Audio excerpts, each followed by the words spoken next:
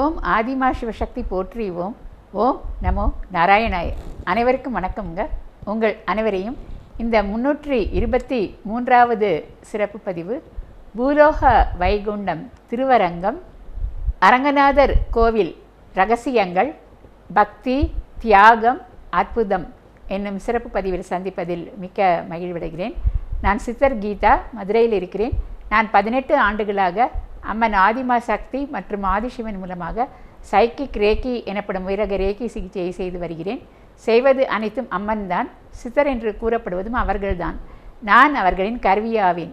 எவ்வாறு செய்து வருகிறேன் என்பதை அறிமுக விளக்கம் என்ற குறு வீடியோ மற்றும் ஆரம்பகால பதிவுகளில் நீங்கள் பார்த்து தெரிந்து கொள்ளலாம். மேலும் சகோதரர் திரு BK சரவணகுமார் அவர்களது சேனலில் என்னுடன் நிகழ்த்திய நேர்காணலிலும் இவை குறித்து தெளிவாக விளக்கியுள்ளேன். தேவைப்படுவோர் அதனையும் பார்த்து அறிந்து கொள்ளலாம். அதன் லிங்கானது டிஸ்கிரிப்ஷனில் உள்ளது. எனது தொலைபேசி எண் 0452420859 என்பதாகும். குமுதம் பக்தி மற்றும் ஆன்மீகம் இதழ்களில் குணப்படுத்திய வியாதிகள் மற்றும் சைக்கிக் ரேக்கி பற்றிய விவரங்கள் விளம்பரங்களில் தொடர்ந்து வந்து கொண்டுள்ளன. இப்போது நாம் பதிவுக்குள் செல்வோம். ஆழ்வார்களால் மங்களாசாசனம் செய்யப்பட்ட 108 திவ்ய தேசங்களில் முதன்மையானதும் பூலோக வைகுண்டம் என்ற சிறப்பு பெயர் பெற்றதும் அஷ்ட வியக்த கஷேத்திரங்கள், அதாவது மனிதர்களால் உருவாக்கப்பெறாத தானே தோன்றிய 8 சுயம்பு மூர்த்திகளில் முதன்மையானதும் மேலும் சொல்லொணாத அளவுக்கு தனிச்சிறப்புகள் பெற்றதுமான ஸ்ரீரங்கம் காவேரி கரையில் சிறு தீவான முன்பு நாவலந்தீவு என்று அழைக்கப்பட்ட இடத்தில் அரங்கன் திருப்பள்ளி கொண்ட இடமாகவும் உள்ள திருவரங்கம் அரங்கநாத பெருமானி கோவிலின் தனிப்பெரும் சிறப்புகளை இப்பதிவில் நாம் காண இருக்கிறோம். 12 ஆழ்வார்களில் 11 ஆழ்வார்கள் மொத்தம் 247 பாசுரங்கள் இப்பெருமானை குறித்து பாடியுள்ளனர். மதுரகவி ஆழ்வார் எப்போதும் தன் குருவான நம்மாழ்வாரை மட்டுமே பாடுவது வழக்கம். திருமங்கை ஆழ்வார் மட்டுமே மொத்தம் 73 பாசுரங்கள் இப்பெருமானை குறித்து பாடியுள்ளார். திருவரங்கம் தல வரலாற்றில் முதன்மையான இடம் பெற்றிருப்பது திருவரங்கநாதர் பள்ளி கொண்ட கருவறைக்கு மேல் இருக்கும் ரங்க விமானத்தின் வரலாறு ஆகும். திருமங்கை ஆழ்வாரால் பொன் கொண்டு வரப்பட்டு பொன்வேய்ந்த இந்த விமானமானது பிரணவாக்கிருதி விமானம் என்று அழைக்கப்படுகிறது. மேலிருந்து பார்த்தால் ஓம் வடிவத்தில் இருக்கும். 4 வேதங்களே 4 கலசங்களாக அமைந்து 9 கலசங்களை கொண்டுள்ளது. 24 காயத்ரி மந்திர அட்சரங்களை குறிக்கும் விதமாக 24 தூண்களை கொண்டது. 4 வேதங்கள் கொண்ட வேத சருக்கம் என்று அழைக்கப்படும் இந்த விமானத்தின் 4 திசைகளிலும் அச்சுதன், அனந்தன், கோவிந்தன் மற்றும் பரவாசு தேவர் என்னும் திருமாலின் 4 முக்கிய வடிவங்கள் வடிவமைக்கப்பட்டு சேவை சாதிக்கின்றனர். இப்போது பிரம்மாவின் சத்தியலோகத்திலிருந்து பூலோகம் இந்த விமானம் வந்த கதையை முதலில் நாம் பார்ப்போம். இத்தல வரலாறு ருத்ரன் என்னும் சிவபெருமானால் தேவரிஷி நாரதருக்கு உபதேசிக்கப்பட்டதாகும். மும்மூர்த்திகளில் ஒருவரான பிரம்மா தான் நாபி கமலத்திலிருந்து தோன்றிய மகாவிஷ்ணு தரிசனத்திற்காக கடும் தவம் மேற்கொண்டார். அப்போது பெருமாள் பள்ளி கொண்ட பார்க்கடலின் ஆழத்தில் ஒளி வீசும் ரங்க விமானம் தோன்றியது. அதனுள்ளே பரமதேவனான திருமால் தனது தேவியரான ஸ்ரீதேவி பூதேவியுடன் சுயம் வியக்தராக, அதாவது தானே விரும்பி தோன்றிய ஒரு பள்ளி கொண்ட பெருமாள் சிலையாக எழுந்தருளி இருந்தார். ஆதிசேஷனே படுக்கையாக 5 தலை நாகமாக இருந்தார். இந்த அற்புத திருவுருவை தேவர்கள் பூமாரி பொழிந்து போற்றினர். கருட பெருமான் துந்துபிகள் முழங்க நாரதர் தும்புரு வீணாகானம் இசைக்க அதை சத்தியலோகம் கொண்டு வந்து சேர்ப்பித்தார். அகமகிழ்ந்த பிரம்மா அதை விரஜா நதிக்கரையில் பிரதிஷ்டை செய்து தினசரி பூஜைகள் செய்ய சூரிய பகவானை நியமித்தார். அவர் மகன் வைவஸ்தத மனு அதன் பின் வழிபாடு செய்ய, பின் மனுவழி தோன்றலான சூரிய வம்சத்தின் தோன்றல் அயோத்தி மன்னன் இஷவாகு அந்த விமானத்தை அயோத்தியில் பிரதிஷ்டை செய்ய 100 ஆண்டுகள் கடும் தவம் மேற்கொள்ள பிரம்மா அவர் விருப்பப்படி அதை அழித்தார்.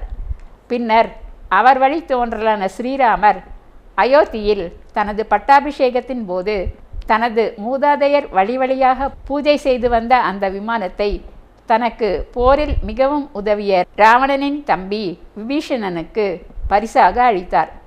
அகமகிழ்வுடன் அதை இலங்கைக்கு எடுத்துச் செல்ல முயன்ற விபீஷணன் சந்தியாவந்தனம் செய்ய வேண்டிய வேளையில் அதை தரையில் வைக்காமல் பாதுகாக்க மாடு மேய்க்கும் இடையனாக பாலகனாக வந்த விநாயக பெருமானிடம் கொடுக்க தான் 3 முறை அழைப்பதாகவும் வராவிட்டால் கீழே வைத்துவிடுவதாகவும் கூறிய பாலகன் அவ்வாறே அழைத்து பின் காவேரி கரையோரம் வைத்து விட்டான்.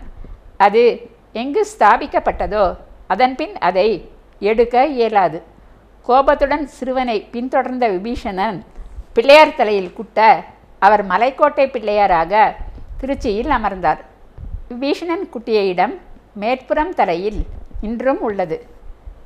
அதன் பின்னர் மனமருந்திய விபீஷணனுக்காக தெற்கு நோக்கி, அதாவது இலங்கையை நோக்கி அருளாசி நல்கியபடி பெருமாள் அங்கு திருப்பள்ளி கொண்டு வருகிறார். 12 ஆழ்வார்களுள் ஒருவரான ஸ்ரீ ஆண்டாள் பூமாதேவியின் அவதாரமாக ஸ்ரீவில்லிபுத்தூரில் அவதரித்தது நமக்கு திருப்பாவை பாடி அருளவே. மார்கழி மாதம் 30 நாட்களும் எல்லா வைணவ திருத்தலங்களிலும் அதிகாலையில் இப்பாசுரங்கள் தானே பாடப்பெறுகின்றன. ஸ்ரீவில்லிபுத்தூர் வடபத்ரசாயி பெருமாள் கோவிலுக்கு அருகே துளசி மாடத்தில் அவதரித்து பெரியாழ்வாரால் வளர்க்கப்பட்டு தினமும் அவர் சூடிக் கொடுத்த மாலையையே பிரியமாக அணிந்த பெருமாள் மூலம் சூடிக் கொடுத்த சுடற்கொடியாக உலகோரால் போற்றப்பட்டார். உலகில் உள்ள ஆன்மாக்களுக்கெல்லாம் தலைவன் பரமாத்மாவான பெருமாள். ஆக ஆன்மா பெண் என்று உருவகிக்கப்பட்டால் அதன் தலைவன் பதியாவது பெருமாளே. பூதேவி அம்சமாக அவதரித்த அவருக்கோ உண்மை பதியே பெருமாள்தானே. அவர் தான் மனம் செய்ய தேர்ந்தெடுத்த பெருமாள் ஸ்ரீரங்கம் அரங்கநாதரே. ஓர் நல்ல நாளில் ஸ்ரீவில்லிபுத்தூரில் இருந்து தன் தந்தை பெரியாழ்வாருடன் புறப்பட்டு ரங்கநாதர் சன்னதியில் மாலையுடன் சென்று ஒளியாக மாறி அவருடன் இணைந்தார். கோதை ஆண்டாள் அவதரித்தது ஆடிப்பூரத்தன்று. இங்கு 10 நாட்கள் ஆடிப்பூர திருவிழா வெகு விமரிசையாக கொண்டாடப்படுகிறது. விழாவின் முக்கிய நிகழ்வாக 10ஆம் நாளில் ரங்கநாதர் ஆண்டாள் திருக்கல்யாண உற்சவம் திருத்தேர் உலா நடத்தப்பெறும். மேலும் சிறப்பு பூஜைகள், ஆராதனைகள், ஆண்டாளுக்கு பட்டு வஸ்திரம் சமர்ப்பித்தல் ஆகியவையும் நடைபெறும். மேலும் அவர் பிறந்த ஊரான ஸ்ரீவில்லிபுத்தூரிலும் அனைத்து வைணவ திருத்தலங்களிலும் இந்த திருவிழா வெகு சிறப்பாக நடத்தப்பெறும்.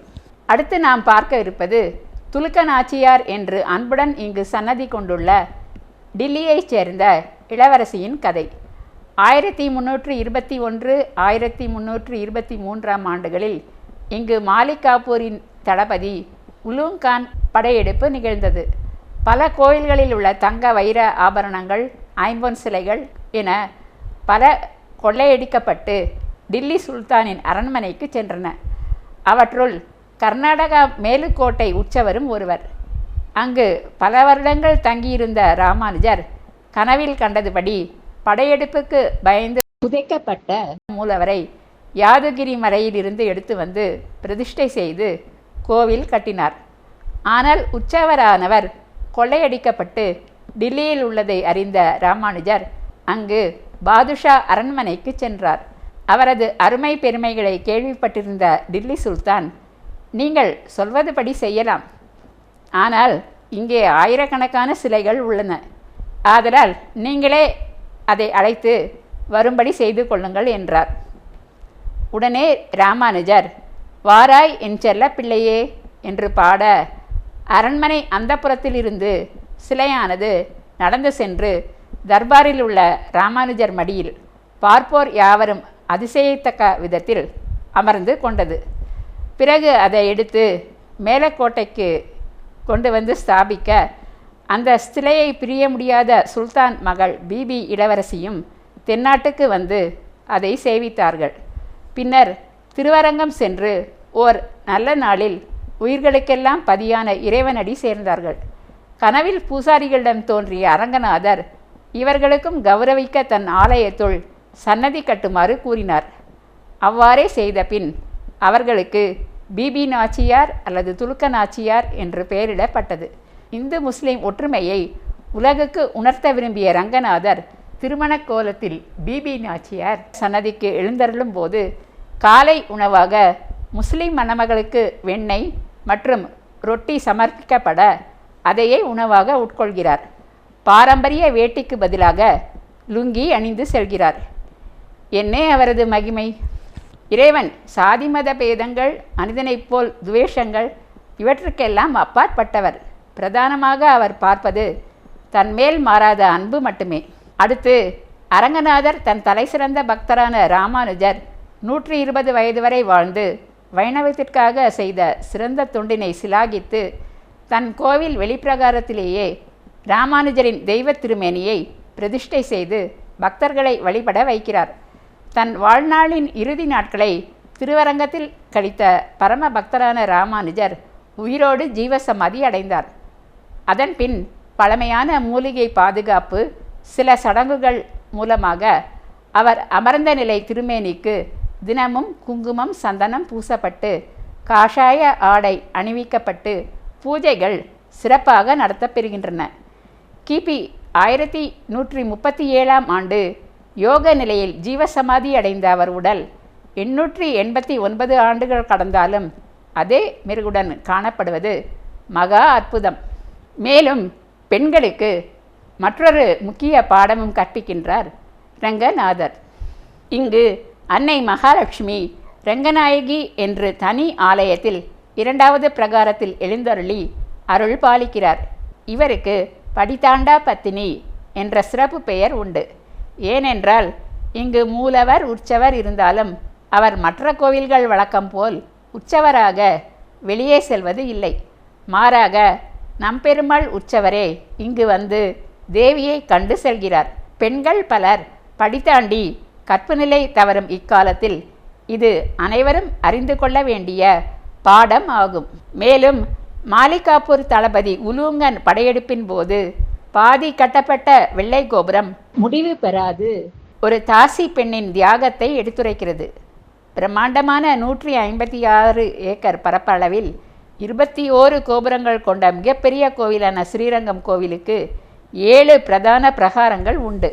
இதில் ராஜகோபுரம் 236 அடி உயரமாகும். ஆசியாவின் உயரமான கோபுரங்களில் ஒன்றான இதுவே பிரதான நுழைவாயில் ஆகும். அவற்றுள் வெள்ளை கோபுரம் சாதாரணமாக தோற்றமளிப்பதன் காரணம் வெள்ளாயி என்ற வெள்ளையம்மாள் என்ற தேவதாசி பெண் முகலாய படையெடுப்பின் போது நம்பெருமாள் உற்சவரை பாதுகாப்பாக கொண்டு செல்லும் வரை அரைகுறையாக கட்டப்பட்ட கோவிலின் மேல் நடனமாடி பின் கீழே குதித்து உயிர் தியாகம் செய்ததற்கு மதிப்பளித்து தான். மேலும் 12,000 பக்தர்கள் அக்கோவிலை காக்க உயிர் தியாகம் செய்தனர். வைகுண்ட ஏகாதேசி இங்கு 21 நாட்கள் உற்சவமாக சிறப்பாக கொண்டாடப்படுகிறது. பகல் 10 ராப்பத்து என 20 நாட்களும் நடுவில் சொர்க்கவாசல் திறப்பு விழாவும் வெகு விமரிசையாக கொண்டாடப்பெறும். ராப்பத்துவில் நம்மாழ்வார் பாடிய 4000 திவ்ய பிரபந்த பாடல்கள் சிறப்பாக பாடப் பெறுகின்றன. திருமங்கை ஆழ்வார் நம்மாழ்வாரின் பெருமையை உலகறிய செய்ய இவ்வழக்கத்தை ஏற்படுத்தினார். கிபி 2015இல் கோவிலை புதுப்பிக்கும் போது மணல் மேடுகள் கிணறை சுற்றி வெளிப்பிரகாரத்தில் அகற்றப்பட்டன. அப்போது அகழ்வாராய்ச்சியின் போது கிணறை சுற்றிலும் இருந்த திருமங்கை ஆழ்வார் நம்மாழ்வார் சங்கு சக்கரங்கள் தரிசனம் கிட்டியது. மேலும் பல சுரங்கப்பாதைகளும் கீழே பாதுகாப்பு அறைகளும் இருந்தனவாம். ஆக எவ்வளவோ தனித்துவமான பக்தி நிகழ்வுகள், தியாகங்கள், இறைவனின் அற்புதங்கள் நிகழ்த்த பெற்ற திருத்தலமான திருவரங்கம் அரங்கநாதர் திருக்கோவிலில் பள்ளி கொண்ட அரங்கநாதர் உங்கள் இதயங்களிலும் பள்ளி கொண்டு யோக நித்திரையில் இருக்க அவரது தரிசனம் நேரில் சென்று பெற்று வாருங்கள். அரிது அரிது மானிடராய் பிறத்தல் அரிது என்றார் மகான் ஔவையார். விண்ணிலிருந்து மண்ணுக்கு நம் நலனுக்காக வந்துள்ள எம்பெருமான் புண்ணிய கதையோ கேட்பதற்கு அரியது. இந்த அரிய வாய்ப்பை எனக்கு கூற பணித்த ஆதி அரங்கநாதன் புகழ் வாழ்க. அன்னை ரங்கநாயகி, ஆண்டாள், துலுக்க நாச்சியார், ராமானுஜர் புகழ் ஓங்குக.